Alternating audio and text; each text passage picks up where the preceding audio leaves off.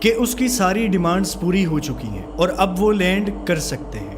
شام 5:46 پر یہ flight land کرتی ہے۔ کوپر کی انسٹرکشنز کے مطابق پلین کو ٹرمینل کی مین بلڈنگ سے دور پارک کیا جاتا ہے۔ ایئرپورٹ پر سنائپرز موجود تھے، لیکن کوپر ایئر ہوسٹس کو کہتا ہے کہ وہ جہاز کی ساری ونڈوز کور کر دے۔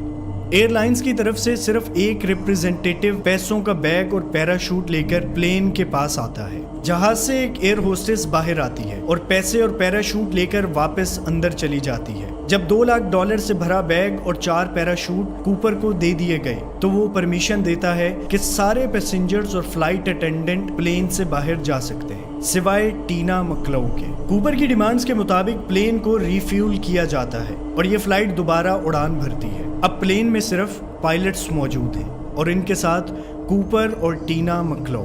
یہاں پر کوپر پائلٹس کو دوبارہ انسٹرکشنز دینا شروع کرتا ہے۔ اب ڈیسٹینیشن کیا ہوگی، پلین کی سپیڈ اور اس کو کس اینگل پر اڑانا ہے۔ وہ کہتا ہے کہ پلین کو میکسیکو سٹی کی طرف لے جایا جائے اور اس کی ہائٹ 10,000 فٹ ہو، لینڈنگ گیئرز اور فلیپس کھلے رہیں، ونگز کی پوزیشن 15 ڈگری ہونی چاہیے اور پلین کی سپیڈ 320 کلومیٹر پر آور کے آس پاس رکھی جائے۔ پائلٹس کوپر کو بتاتے ہیں کہ اگر ہم ان کانفیگریشن کے ساتھ اڑتے ہیں تو میکسیکو سٹی نہیں جا سکتے کیونکہ پلین میں فیول کم ہے، اور اس کے ساتھ ہی کوپر کو 2 آپشنز دیے جاتے ہیں ری فیولنگ کے لیے، رینو اور فینکس۔ کوپر کی طرف سے رینو کو اپروو کیا جاتا ہے۔ اس کے بعد ایک ایسی کہانی شروع ہوتی ہے جس نے آج تک پوری دنیا کو تجسس میں رکھا ہوا ہے۔ سیاٹل ایئرپورٹ سے اڑنے کے بعد ایئر فورس کے 2 فائٹر جیٹ بھی بھیجے جاتے ہیں اس پلین کو ٹریک کرنے کے لیے، لیکن وہ جیٹ اتنی لو سپیڈ مینٹین نہیں کر پاتے اور اس پلین کے ارد گرد گھومنا شروع کر دیتے ہیں۔ کوپر ٹینا کو کہتا ہے کہ وہ کاکپٹ میں چلی جائے اور دروازہ بند کر لے۔ اب کاکپٹ کے علاوہ پورے پلین میں کوپر اکیلا بچتا ہے۔ پیراشوٹ نکال کر یہ ڈائیو کرنے کی تیاری کرنے لگتا ہے۔ کچھ ہی دیر بعد کاکپٹ میں ایک وارننگ لائٹ